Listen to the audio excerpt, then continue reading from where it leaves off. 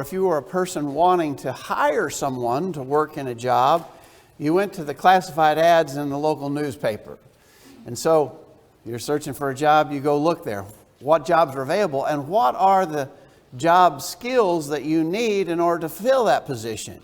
Or if you're an employer and you're wanting to hire someone, you list your job openings and you say, must have this kind of experience and so forth. That's very typical in years gone by. I don't think it's so typical anymore. Now I think if you're looking for a job or looking to fill a post, you go to the internet and you put your job openings and you do your job searching via the internet. But either way, we understand that if you're in that kind of a circumstance, either trying to hire someone or trying to be hired by someone, you understand that there are job requirements, things that you have to be able to do, experience that you need to have had in order to fill various job openings. Important jobs are approached that way. Well, we're going to continue our study tonight about the eldership, and we think that this is an ultra important job.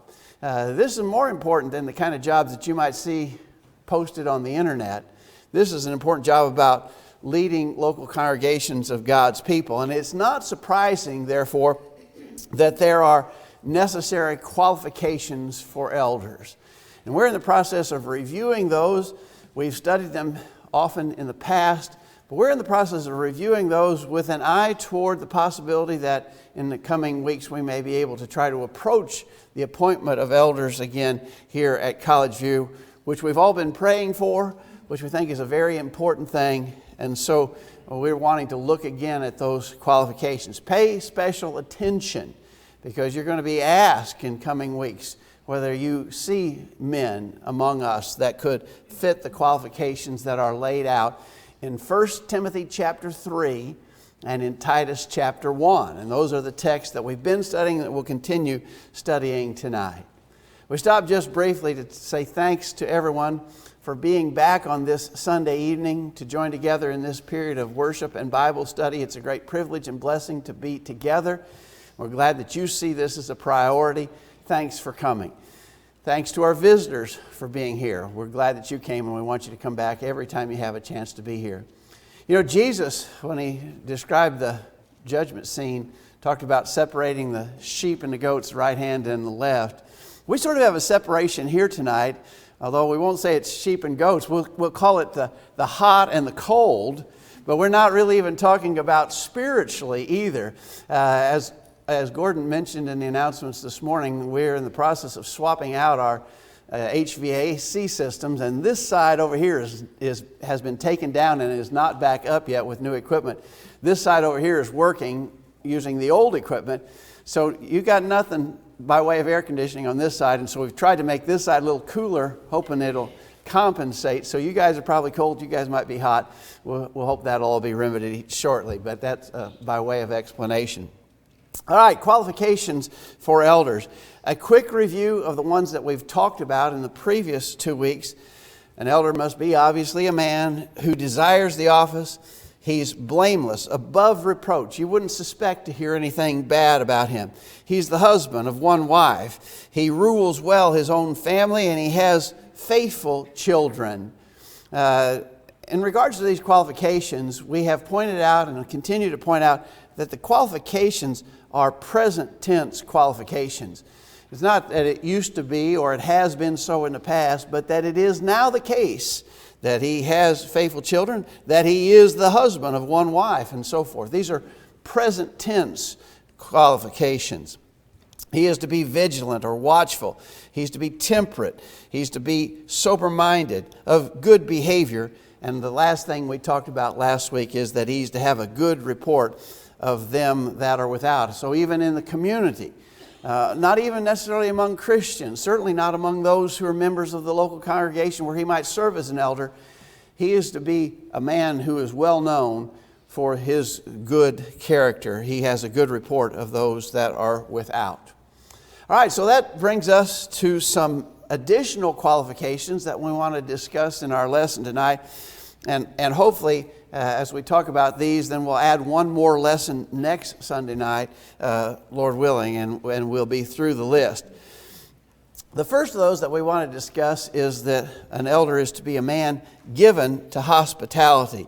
In 1 Timothy chapter 3, verse 2, a bishop must be blameless, the husband of one wife, vigilant, sober, of good behavior, given to hospitality, and apt to teach. In Titus 1, verse 8, it says he is a lover of hospitality, a lover of good men, sober, just, temperate, and holy. It's interesting that just this morning in our auditorium Bible class, we were talking about the importance of hospitality. And so for those who were in that class this morning, we don't need to repeat, but we will mention just briefly that some people try to explain that hospitality in the first century exclusively meant the idea of entertaining strangers. And especially it was the necessity of helping Christians who were traveling and very much so, maybe even primarily so, evangelists who were going from place to place spreading the gospel of Jesus Christ. And it was important and necessary to show hospitality to these folks because the public inns were places of ill repute. It was bad business if you were at any public place. And so it was important to share hospitality or entertain these sorts of people because there weren't good public facilities available for them as they traveled about doing the work of the kingdom. I think that that's true. I'm not discounting that. But some have tried to argue that therefore, since we are not in that same situation today, because there are plenty of good public facilities, that we don't really have to respect this instruction of hospitality. And I think that that's really a mistake. Hospitality was, I don't think back then, as we mentioned in our class this morning, I don't think that description we just gave covered all the bases in regards to hospitality back in first century times, and certainly not in our time. Hospitality is a great way for us to be able to know each other on a personal basis. And I think it's important for us to build those kind of relationships, and especially a man who would be an elder over a local congregation, he needs to know the flock. And if the only exposure he has to the flock over which he is to be an overseer is that he sees them for a few short moments during the assemblies in a given week. And you think about that. So we come together Sunday morning for a couple hours, Sunday night for another hour, Wednesday night for another hour, four hours in a whole week. But even at that, the time that you might spend interacting with one another on a personal level is even just a few moments out of those limited 4 hours per week. And so to spend more time together would be especially essential to have that personal interaction, to get to know the people. He has to be a person who's inclined to do that sort of thing. I think it's especially interesting that in Titus's description, it says that he is a lover of hospitality. It's not just that he would do it because he feels that he has to, but rather that he would do it because he loves to do it. He loves to share hospitality. Obviously, this takes the teamwork of his wife, I think, very much so in regards to that. But he does not see it as a dreaded obligation, something that he has to do. One of the texts that we looked at in our study this morning was 1 Peter chapter 4, beginning verse 8. Above all, keep fervent in your love one for another, because love covers a multitude of sins. Be hospitable to one another without complaint.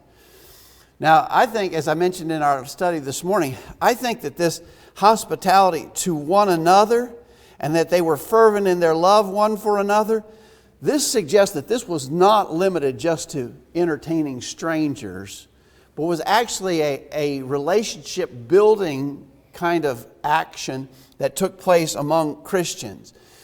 But I especially want to emphasize you do it without complaint, not grudgingly. And an elder should be exemplary in regard to those matters. Someone was telling me just before services that they knew an elder whose wife said she didn't think that hospitality was necessary anymore, that was covered by other opportunities we have, maybe even by being together in the assemblies. that this particular elder's wife didn't think that hospitality was a requirement anymore. I never heard anyone make that kind of an argument, but I have known even some elders' wives who were not cooperative in helping their husband in regards to being hospitable. And it is very much needed. And so one of the qualifications then plainly stated is that an elder is given to hospitality, but I would emphasize that word, that he's a lover of hospitality. That it's not just that he's given to it or that he does it just because he has to, but he actually loves doing that sort of thing. The next qualification goes closely in hand with that when it says that he is to be a lover of good men. Some versions leave off the word men, that he's just a lover of that which is good. He is, and that would include a lover of good men, but a lover of all things good. And maybe that's an important way to look at it. Notice there in Titus 1, verse 8, right after saying a lover of hospitality, it says he's a lover of good men. This describes an individual who has a passion for things that are right. He's passionate about those things. He loves that which is good. He loves good people and he loves good things. He loves good actions. He loves all that is good. He is not one who acts out of obligation, but he acts out of a strong desire for the progress of the kingdom. He loves that which is good. Have you ever had someone describe maybe some kind of a food that you just particularly like? Maybe for me it would be someone who would say, well, how about some hot chocolate chip cookies right out of the oven with a cold glass of milk? And my response to that would be, I love that. I just love that, right? Who doesn't love that? Well, that's the kind of expression that I think this is. He's just a man who loves things that are good. I'm not talking about good food. He's talking about things that are morally good, things that are upright. He is a lover of that which is good. Men and other things good as well. So put those two things together. He's a lover of hospitality. He's just a lover of everything and everybody that does good. Now, you get the idea. This is a very genuine individual. And he shows his appreciation for those kind of things, given to hospitality and a lover of good men. An interesting qualification is that he is to be apt to teach. In 1 Timothy's account, in chapter 3, verse 2, one of the qualifications here is that he is to be apt to teach. Now, I heard a story once about a fellow who was being considered to be an elder, and someone objected, and they said, well, I've never known him to teach anybody. I've never known him to teach anything. He's just not a teacher. And the response to that is, well, he's apt to. He's apt to teach any day now. We use that expression that way, don't we? He's apt to teach means there's a good possibility he might break out into some teaching at any point. And now he's apt to teach. That's not what that means, right? This word apt would be the word that we would probably use more commonly. He has an aptitude for teaching. Go back to that idea of you maybe looking for a job, and so you go to make application for the job and they give you an aptitude test, right? And so that test describes what you're able to do. What are your abilities? That's what, and so when it says he's apt to teach, what it means is that he has an ability to teach. Now, obviously, there's sort of a spectrum here to be considered. We all know this. There are some people who are better teachers than others, right? There's no doubt about that. And we all understand that, and I'm sure the Lord Himself understands that there are varying aptitudes or abilities in regards to teachers. And so this man may not be the best teacher you ever studied with, but he has an ability to do so. He has an aptitude for teaching. He must have some ability in teaching. Now, I would also stress that this doesn't necessarily mean that he teaches the adult Bible class. I've heard some people try to make that stipulation. He's never taught an adult Bible class. It doesn't say that he does a public teaching role. This guy's particular aptitude may be on one-on-one studies. Maybe he's really good sitting around a kitchen table and talking to someone about the Word of God. That's an aptitude. That's a real ability. And maybe that's where his strength is. So there's different skill levels. We understand that. And there are different types of teaching. But what we're saying is that a man who qualifies as an elder is a man who has, present tense, he has an ability in teaching. And so he is apt to teach. That's a really important skill and really a necessary qualification. And we see the importance of that as we talk about the next thing in the list that we want to study, holding fast the faithful word. Go back to that verse we were just looking at that speaks about him being apt to teach, and then add Titus's comment about that. Holding fast the faithful word, there's what we're talking about, as he has been taught, that he may be able by sound doctrine both to exhort and convince the gainsayer. This ability is the same thing as that aptitude, right? And so Titus words it differently, but he's saying effectively the same thing. He's apt to teach. He has an ability in regards to the faithful word. He holds fast the faithful word. Obviously, you cannot teach what you do not know, right? So if someone assigned me, for instance, the job of teaching one of the girls, I know some of the girls do crocheting, and they said, Greg, could you teach this little girl how to do crocheting? I would say, I can't do that. I can't do it. I don't know how to do that myself. How could I possibly hope to teach her how to do that when I don't know how to do that? You can't teach what you don't know. Same thing is true spiritually. You cannot teach what you don't know. And so this requirement, in conjunction with his ability to teach, specifies that he is a good student of the Bible. He knows the Word of God very well. And therefore he has an ability that he may be able, by sound doctrine, both to exhort. One of the things he'll do with his knowledge of the Word of God and his ability to teach is that he exhorts. The word exhort would suggest the idea of to strengthen, to build up, to edify, to help those who are believers and make them stronger yet. I think all of us have known people that stand out in our minds as people who have really done that for us, haven't they?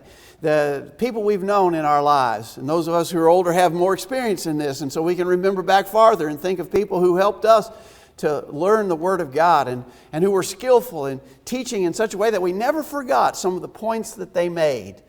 They really exhorted us and helped us in that way. And so he exhorts, but he also convinces the gainsayer. The gainsayer there, that's not a word we use typically, but the gainsayer is a denier, a skeptic, a critic, one who does not believe. And so I think it's interesting. He has an ability to exhort, but that's sort of, I mean, he's talking to his own people there. I mean, it's not hard to talk to people who already agree with what you have to say. They take the same position on a subject that you take. That makes it much easier when you're talking to someone who already thinks what you think. This is a greater challenge when you have to convince the gainsayer. That's harder to deal with someone who is a denier, a skeptic, an unbeliever.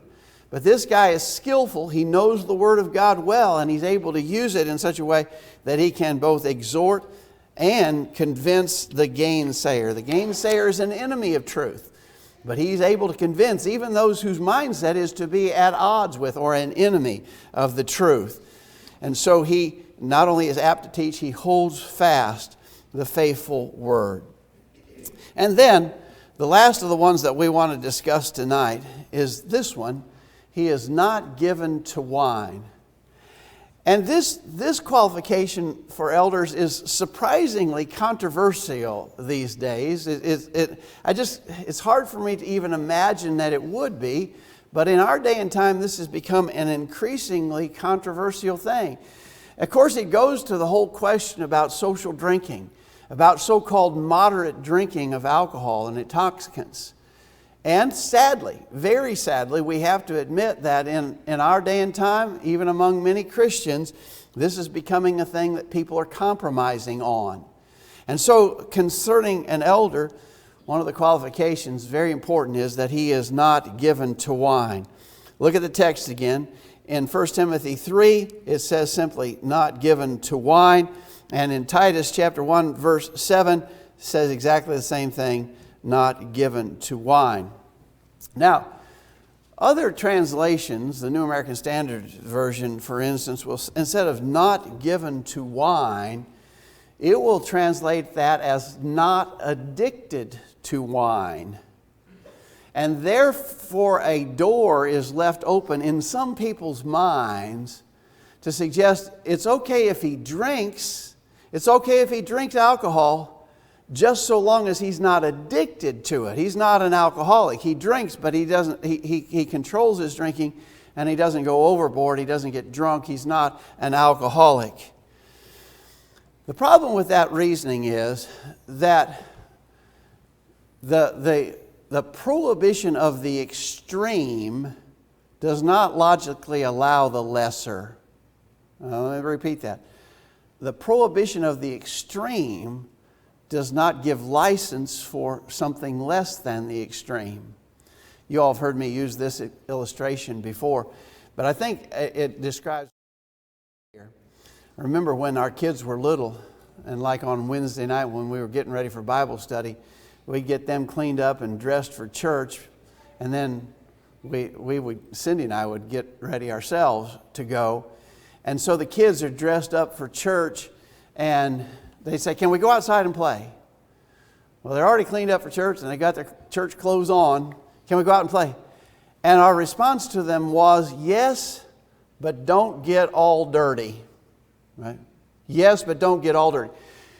When we said don't get all dirty, did we mean you can get half dirty? You can get dirty up to your waist? Just don't get all dirty. Don't get dirty clear to the top of your head. Just partially dirty, not all dirty. We didn't mean that, did we?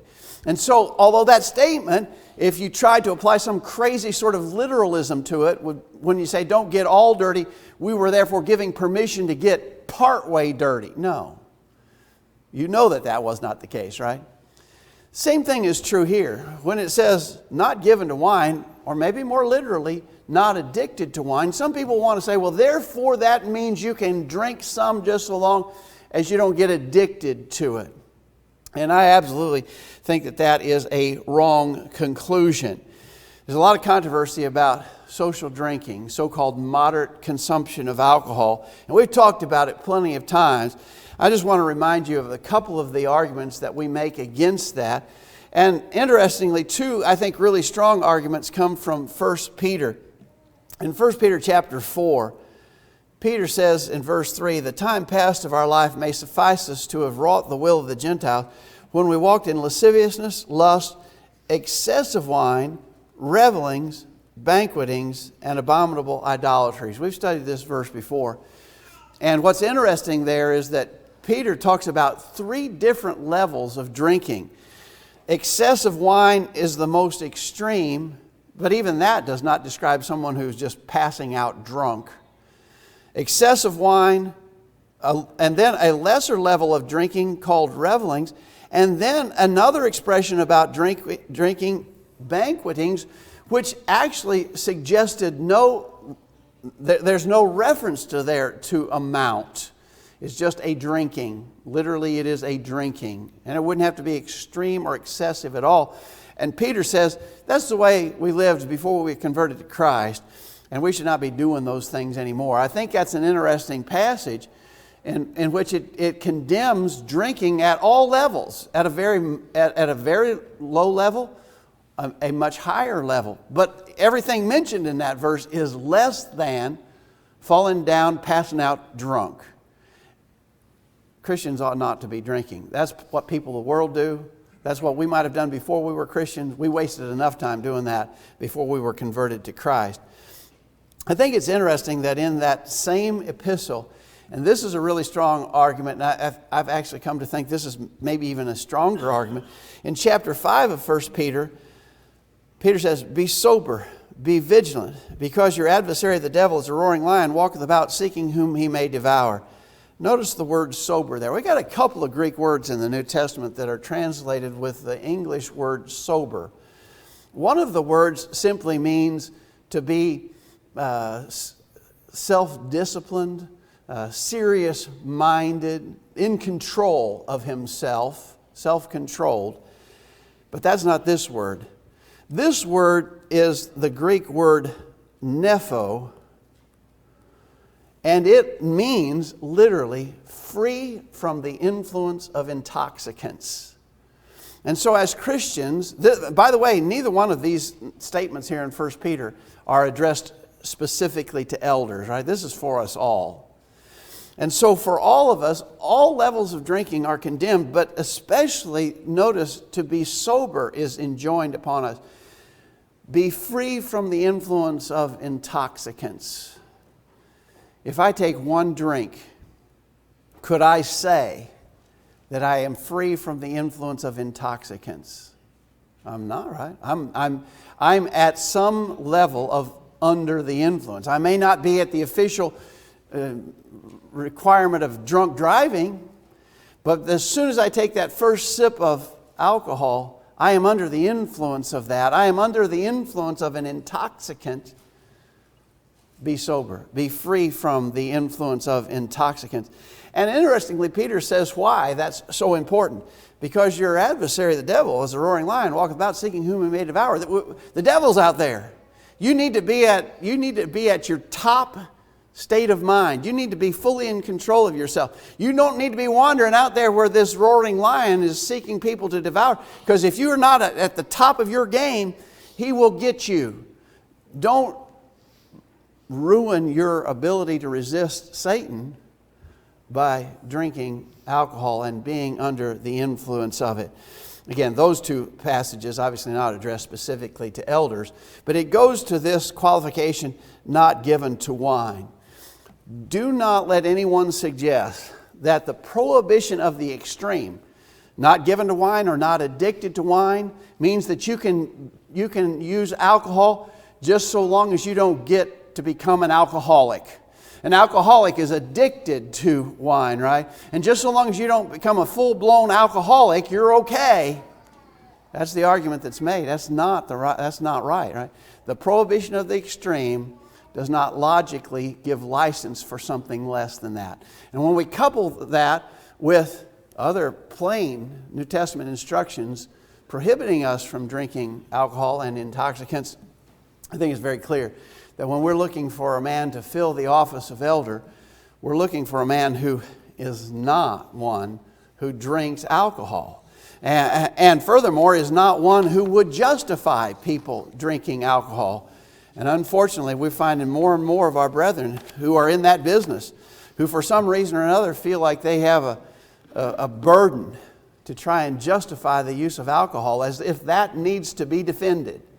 Which is incredible to me, but that's the situation as it exists even among some of our own brethren. So, here are 5 more important qualifications given to hospitality: a lover of all that is good, including good men, has an ability to teach, he's skillful with the word, he is not one who uses alcohol. We'll continue our study and conclude the qualifications next Sunday evening, Lord willing. I hope that our review of these things is helpful to us all as we try to get our minds in that channel toward a possible appointment of elders at some point in the near future. Thanks for listening carefully. Be glad to talk with you about any of these more privately if you need to. We're going to end our study with a song of invitation. As we sing that song, we'll be asking everyone here, make sure your life is right with God. If that means you need to obey the gospel, do it. If it means you need to confess and ask for the prayers of the saints, do that too. If we can help in any way, let us know while we stand and sing.